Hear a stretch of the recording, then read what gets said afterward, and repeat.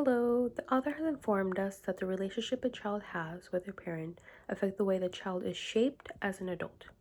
Shaped in the form of integrating emotions to their own logic from their first teachers, which is their parents, which I do agree.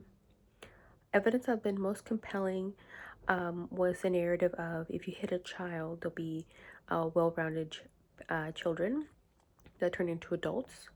Another one was that the child would learn their parents' emotional expressions and reactions first before they are able to understand their own.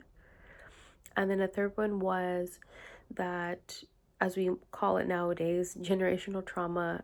I don't know if it's still displayed as or referred to as that before, but how like that doesn't only just stem from cruelty in itself, but also showing anxiety, being impatient, or harshness shown by the parent. Some weaknesses I found in the reading was the sense that religion sees a child's impulse as incorrect or corrupt, and the adult punishment flows from love. Of course, coming from a religious background, we all know that a child is born out of purity.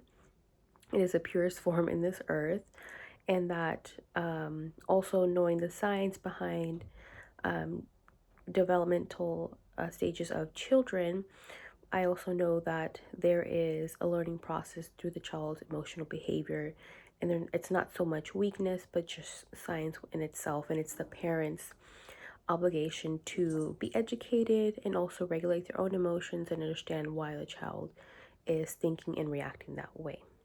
So I think that's a weakness within the paperwork. Um, in regards to how does text expand my idea, again, just seeing more of the science behind how that kind of looks like in different scenarios. Because I know I gave a few little examples like Billy and then Maya, and then just some generality information or statements on how that looks like from a parent's action of being emotionally regulated. I didn't find any like tenseful moments while reading the book. Again, I feel like it's because it's pretty relatable in my sense. And then I also know like the science, and then also being experiencing a lot that we read through. I went through my own sort of therapy, and I would say that because it's relevant to me, I don't find it problematic. But again, that could be the stem from, you know, I don't find issues a problem kind of thing, but you know, yeah. And then any ideas applied to the real world, as I mentioned, taking some classes in the past on human development and seeing how that works with children.